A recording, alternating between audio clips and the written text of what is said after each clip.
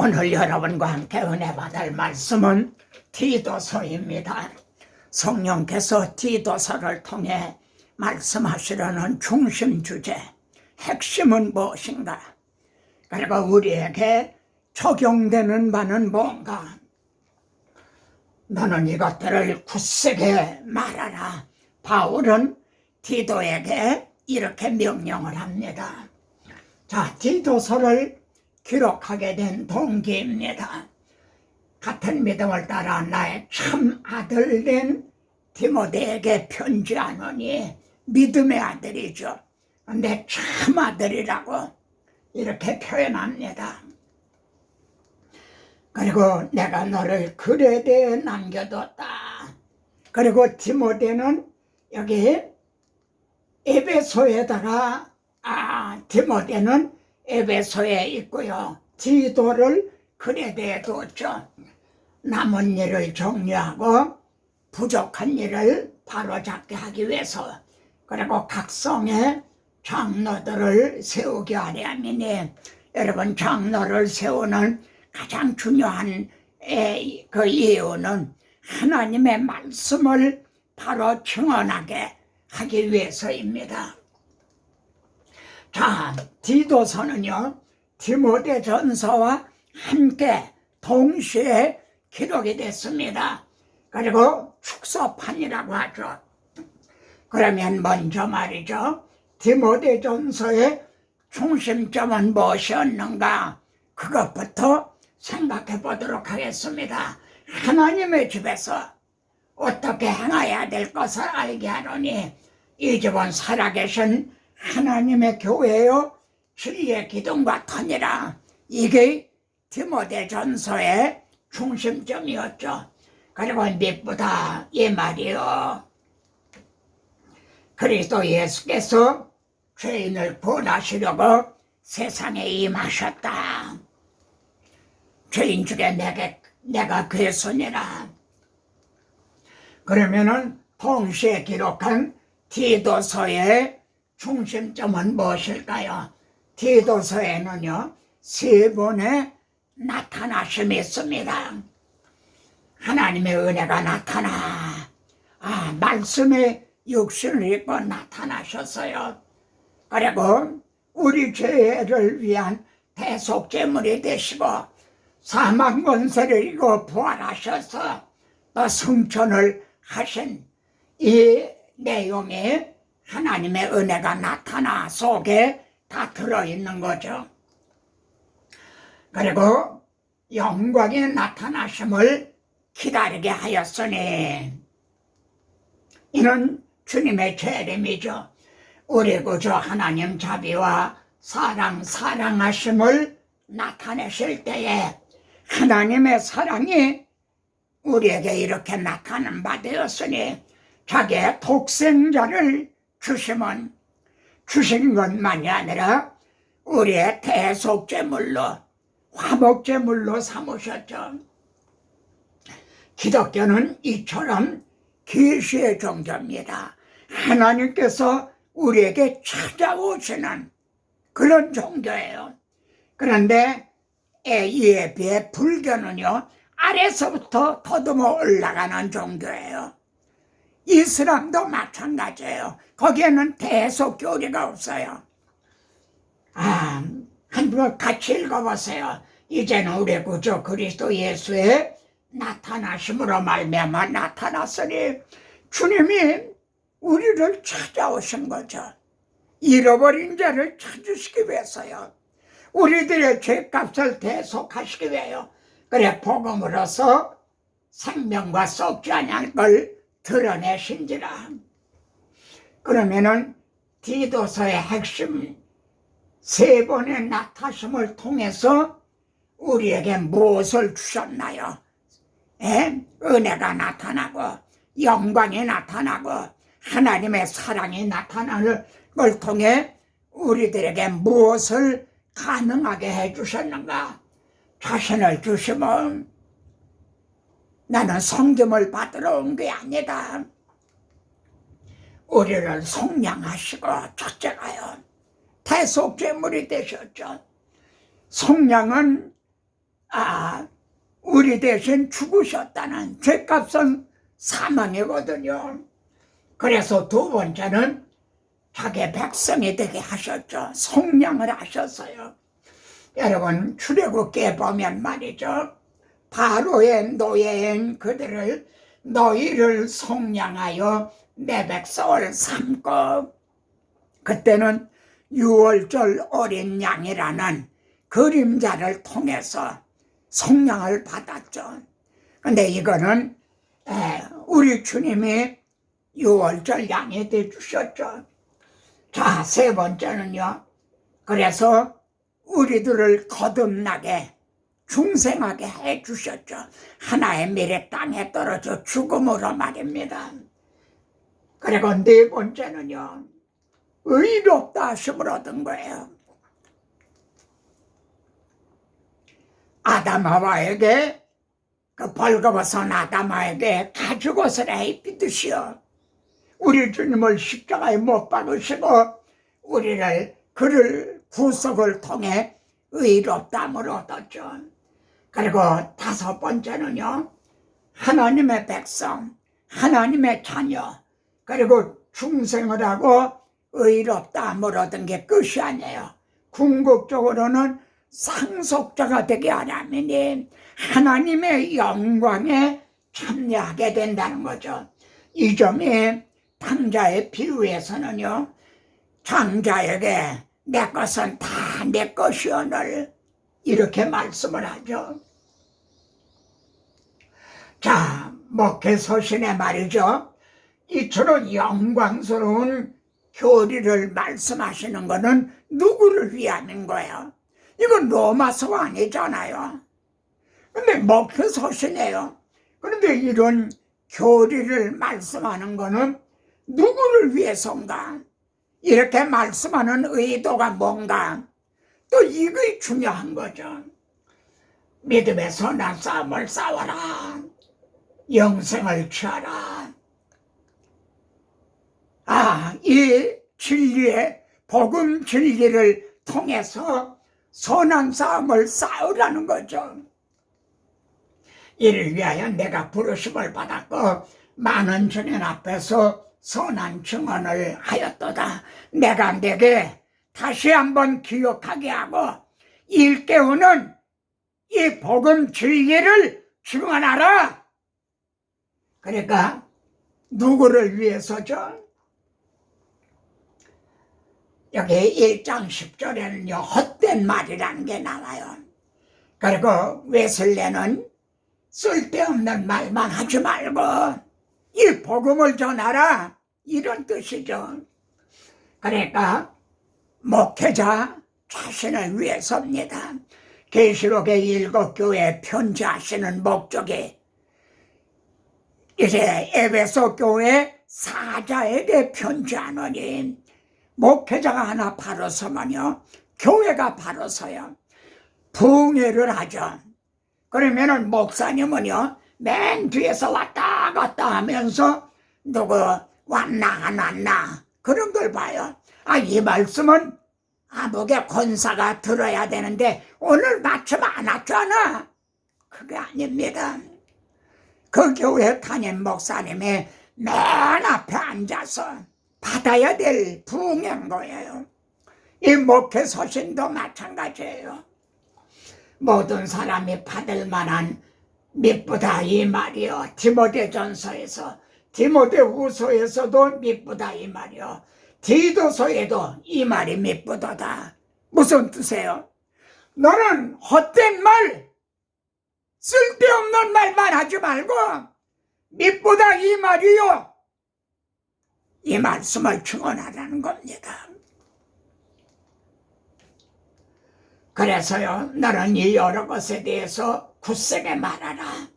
여러분 디모데전서, 디모데후서에도 선한 싸움을 싸우라는 말이 있어요. 근데 디도서에는 없어요.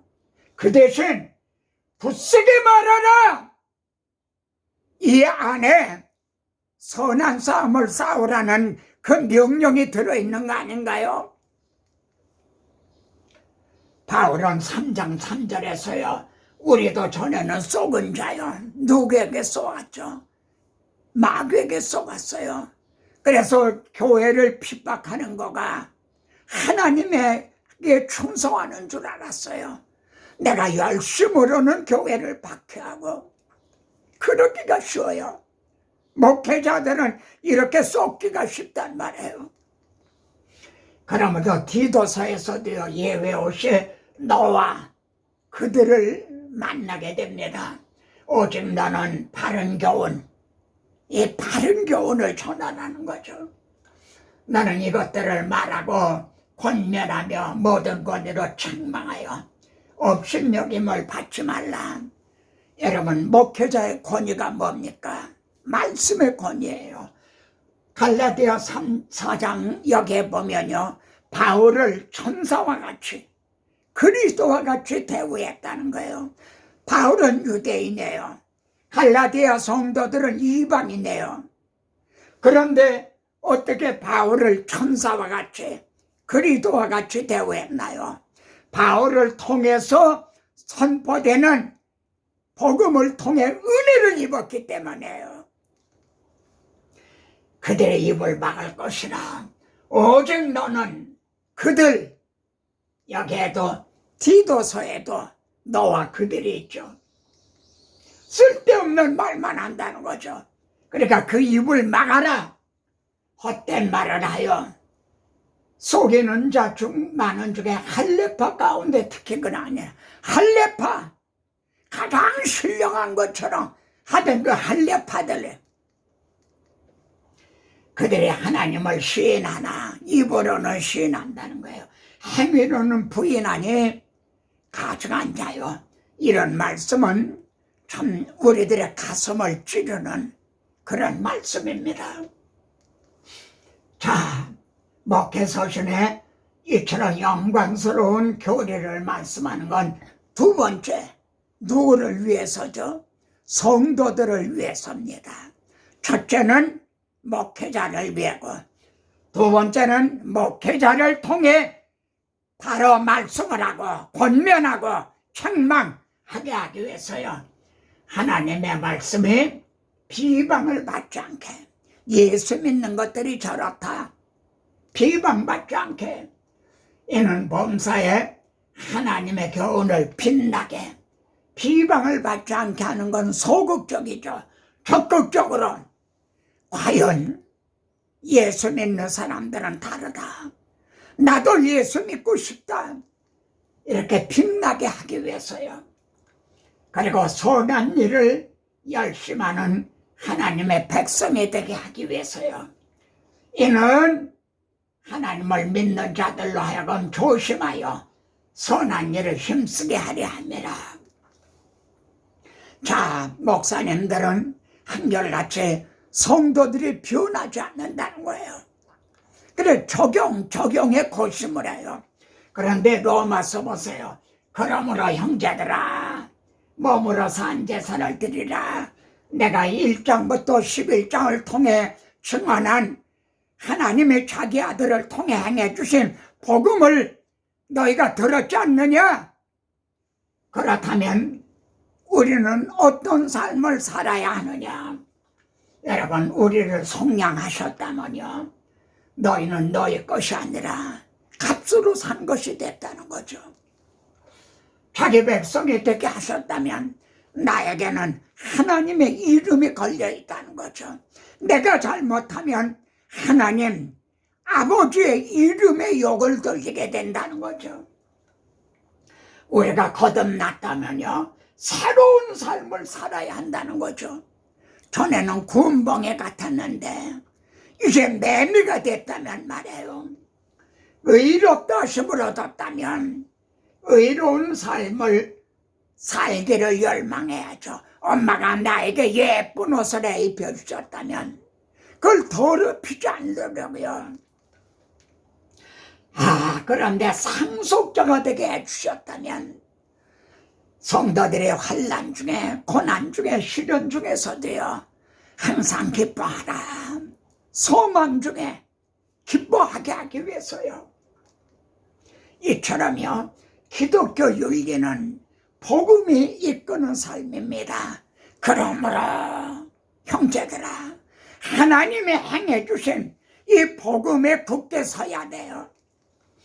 그런데 이 교리를 놓치게 되면 말이죠, 인간 중심이 돼요. 그래서 인문학, 자기개발, 기복적인 그런 설교가 되는 거죠.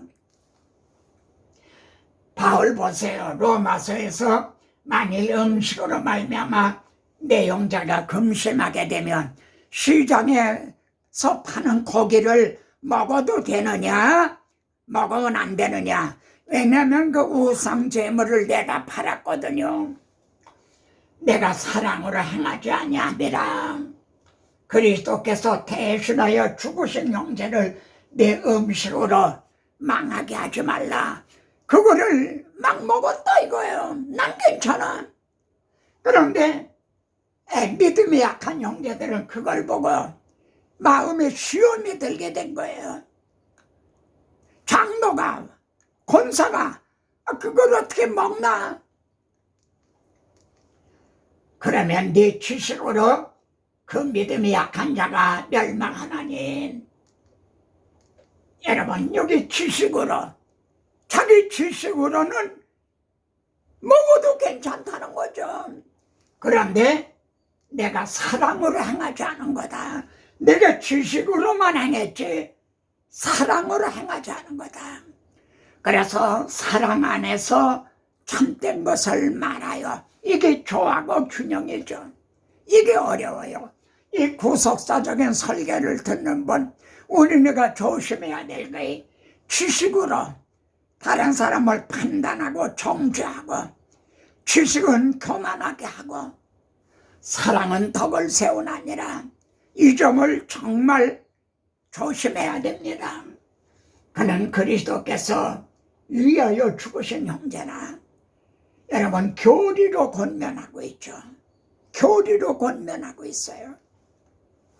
만일 음식의 내 형제를 실족하게 하면 난 영원히 고기 먹지 않겠다. 내 지식으로는 나 먹을 수 있어. 그렇지만 그것 때문에 그리스도께서 위하여 죽으신 형제가 실족하게 된다면,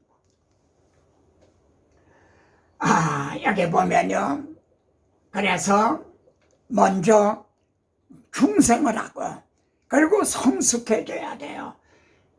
충성을 하지 못한 사람, 거듭나지 못한 사람은요, 하나님의 법에 굴복하지 아니할 뿐 아니라 할 수도 없습니다. 아무리 목사님이 강단에서 교훈을 말씀해도요, 굴복하지 않아요. 소쿠리에 물 붓기 격해요. 그리고 할 수도 없어요. 순종할 능력도 없다는 거예요. 그 안에 그리스도의 영이 없기 때문에요. 구원에는요, 과거, 현재, 미래적인 구원이 있죠. 그러면 현재는 어떤 삶을 살아야 하는가? 하나님의 은혜가 나타나. 그래서 우리를 구원해 주신 건, 이건 과거적인 구원이죠. 또 예수 그리스도의 영광에 나타나심을 기다리게 했다. 이거는 미래적인 구원인 거죠. 우리가 구원 얻었지만 아직 완성된 건 아니잖아요. 그런데 우리를 양육하시되, 이게 현재적인 구원인 거죠. 거듭날 때는요, 박사님도 할아버지 할머니도 영적으로 어린아이로 태어나요.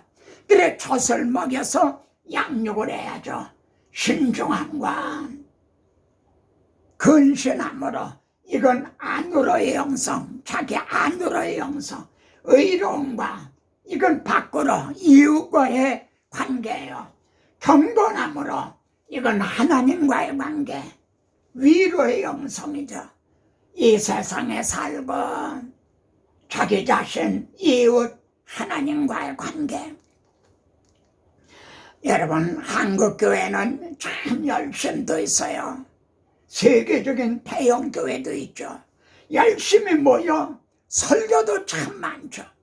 그런데 말입니다, 모든 세계적인 기독교인들이 한국 교회 영성을요, 존경하지 않아요. 제가 일본에 가서도 몇 번 경험한데 한국교회 돈은 많다 이거야. 그러나 영성은 본받을 만하지가 못하다. 그 원인이 어디 있나요? 이 교리가 복음이 빠졌기 때문 아닌가요? 여러분, 하나님의 구원 계획은요 환원, 만회가 아닙니다. 아담 하와가 본 죄짓기 이전으로 돌아가는 거, 환원, 만원이 아니에요. 만회하는 게 아니다. 예수 그리스도의 영광에 나타나심을 기다리게 하셨다 그래. 여러분, 여기에서 왜 예수 그리스도의 재림을 기다리게 하셨다? 왜 이렇게 말하질 않나요? 왜 영광의 나타나심을 기다리게 이렇게 표현하고 있나요? 여기에 보면요, 우리까지도 속으로 탄식하여 양자될 것, 우리 몸의 성량을 기다린다. 우리가 현재 영이 성량을 받았어요. 근데 몸은 늙어가잖아요. 겉사람이 후패해지잖아요. 그런데 우리 몸도 성량을 받을 날이 와요. 우리 주님이 영광에 나타나시는 날에는 우리의 낮은 몸이, 우리가 지금은요 흙에 속한 자의 형상을 입었죠. 아담 하와의 그 모습이요, 하늘에 속한 자의 형상을 입으리라. 내 8장 11절을 보세요. 너희 안에 예수 그리스도를 죽은 자 가운데 살리신 영이 너희 안에 거하시면 그 영으로 말미암아 너의 죽을 몸도 살리시리라. 이게 얼마나 중요한 말씀입니까? 씨가 있는 혈안에서만 병아리가 나올 수가 있다는 거죠. 마지막 말씀입니다. 우리는 디모데전서, 디모데후서, 디도서, 목회서신을 상고했습니다. 종합적으로요, 디모데전서에서 요절을 택한다면, 디모데후서에서 요절을 택한다면, 디도서에서 요절을 하나 택한다면, 그리고 택한 3개의 요절들을요 종합해서 한 문장으로 만든다면 목회서신이 어떤 명령이 될까요? 디모데전서의 요절, 디모데후서의 요절, 디도서의 요절 같이 읽어보세요. 하나님의 교회의 기둥과 터는 진리다. 너는 진리의 말씀을 옳게 분별하여 굳세게 말하라. 이런 명령이 되는 거죠. 이게 목회서신인 거죠. 오늘의 목회자들이 이렇게만 한다면 칭찬받는 교회, 그런 필라델피아 교회, 서머나 교회 같이 되겠죠. 같이 우리 찬양하시죠. 우리의 귀한 건 모두 주님께 바치어도 그 귀한 생명을 주신 주 은혜 못 갚네. 하늘의 영광을 버려 우리를 구했으니 너희는 충성을 다해 주님을 섬기여라. 주님께 귀한 것 드려 젊을 때 힘다하라. 구원의 갓줄을 입고 끝까지 싸워라. 아멘. 다음 시간에 또 뵙겠습니다.